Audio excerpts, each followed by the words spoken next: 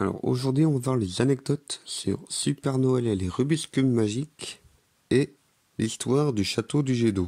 Alors d'abord Super Noël et les Rubik's Cube magiques. Alors dans cette vidéo là j'ai voulu faire une vidéo de super-héros avec là, qui suit un peu le claquement de doigts de Naili Xenoma où il a mis tous les super-héros dans la dimension des super-héros. Du coup moi je me suis dit que le Père Noël, vu qu'il a un peu des pouvoirs magiques, alors du coup moi sa place c'est avec les super-héros. Là pour faire genre que le Père Noël il lit les lettres des enfants. En fait là j'ai ressorti les cartes d'anniversaire que j'ai eues aux précédentes années. Et là les différents cartons et emballages là c'est en fait c'est des cartons de Lego que que j'avais acheté dernièrement à ce moment-là. Alors là, tous ces Rubik's Cube là, ils sont à moi et puis je sais les résoudre. Alors pour cette vidéo là, j'ai voulu faire un costume entièrement rouge pour Deadcock, pour faire un peu comme Deadpool. Alors, du coup pour ça, j'ai pris un sweat à capuche rouge. Et pour Bioman, c'est pareil, je lui ai fait un costume entièrement rouge du coup, avec un sac banane dans lequel j'avais mis des petites balles rouges pour faire boule, gourde et banane bio. Et la place c'est boule rouge et sac banane qui est beau. Alors là, pour cette séquence-là, ce qui était amusant, c'est qu'il y avait du vent. Alors du coup, le chapeau de ma petite sœur ne tenait pas en place. Et en fait, là, je suis content parce que dans cette vidéo-là, là, j'ai créé le personnage de Eucalyptus Man, donc la parodie de Groot, hein, qui dit pas je s'appelle Groot, mais je s'appelle Branche. Et quoi, j'ai trouvé ça marrant de dire que c'est un gars qui a été mordu par un arbre, dont j'ai même fait une histoire d'origine plus tard.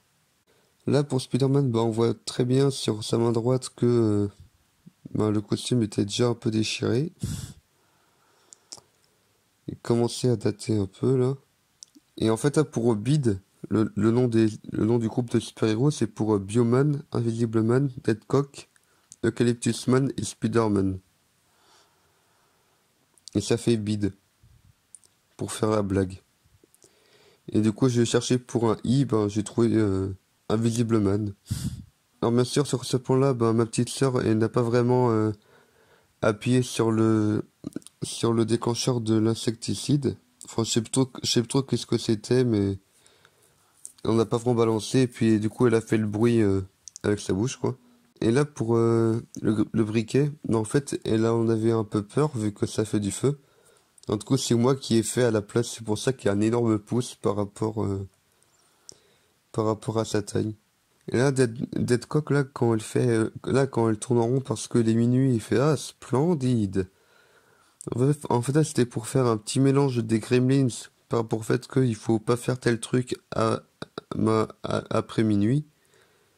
Et en même temps, The Mask, par rapport au fait que, là, cette version-là de Deadpool, un peu, en fait, tient son pouvoir du masque.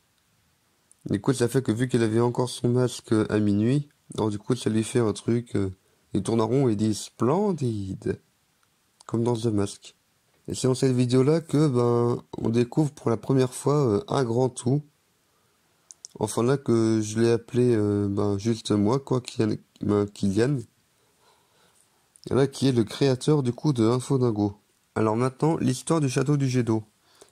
Pour cette vidéo-là, toute la partie narrative là avec le papy qui raconte l'histoire à sa petite fille.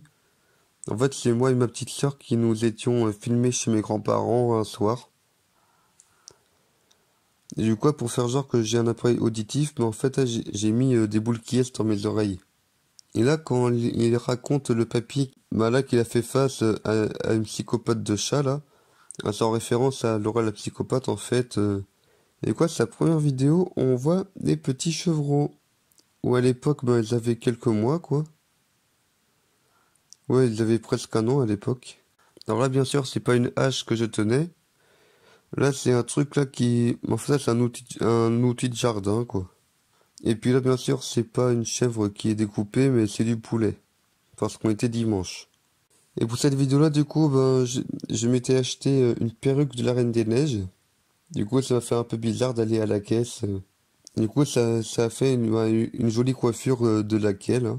Alors du coup, là, on voit une vraie photo du château du Guildo, où je me suis filmé pour la guerre finale. Et en fait, et après, bon, ça fumait que j'ajoutais en fond vert, quoi. Et en fait, j'ai fait genre que, ben, genre le moineau, il est triste parce que ses cheveux sont décoiffés. Tout simplement parce qu'en fait, ben, à ce moment-là, ben, en fait, il y avait une semaine d'écart entre ce plan-là et le dernier plan, on voyait genre le moineau. Et en fait, entre-temps, ben, il y a ma petite sœur et son ami, ben, là, qui avaient joué avec la perruque et l'avaient défaite. Du coup, c'est pour ça que là, ça fait des cheveux blonds décoiffés, que j'utiliserai d'ailleurs pas mal de fois par la suite. Alors là, pour le vaisseau extraterrestre, ben, bien sûr, ben, en fait, là, c'est en papier carton. Et puis, je déplaçais avec un peu papier carton vert, quoi, devant le fond vert. Et là, ce délire-là, ben, en fait, là, c'est en totale référence au rêve bizarre de Laura, où ben, elle avait rêvé qu'une chaussure à talons extraterrestre à l'accent luxembourgeois parlait de géopolitique interstellaire. Et du coup, voilà, c'est un peu comme pour dire que ben, Laura, elle avait une vision. C'était un rêve prémonitoire. Ben là, du coup, quand j'avais acheté le masque de la Reine des Neiges, moi, j'avais aussi acheté un masque d'Ultron. Et là, voilà, le méchant robot dans les films Avengers. Ben, du coup, c'est la deuxième fois qu'il y a l'ami du coup de ma petite sœur qui intervient. Et puis là, ben, j'ai voulu faire genre que le papier de toilette, les glow-bof, entre guillemets, sont une monnaie d'échange interplanétaire, quoi. Et là, quand le papy, quand le papy parle à un crâne de lapin, en fait, là, c'est un vrai crâne que j'avais trouvé dehors et que j'avais nettoyé, que j'ai voulu garder parce que je le trouvais joli.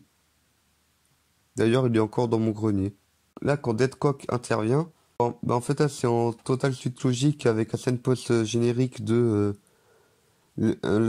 Super Noël et les Rubik's Cube magiques, où il y avait ben, moi qui parlais à Deadcock pour lui dire, ouais, ben, dès qu'il y aura des gros mots ou autres, tu interviens.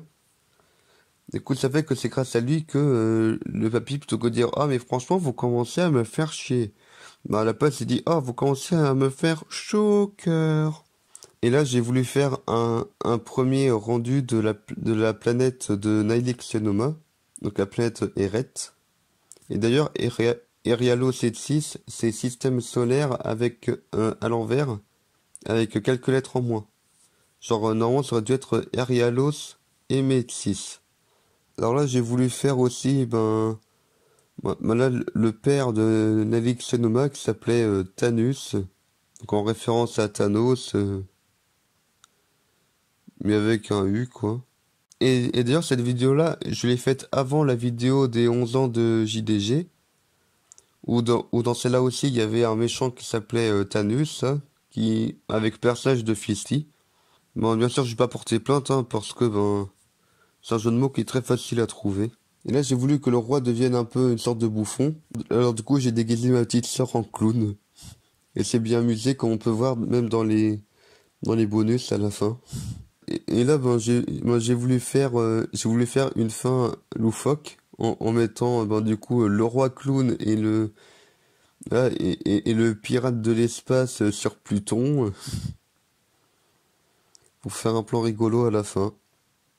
Et voilà, c'est tout pour cette vidéo d'anecdotes.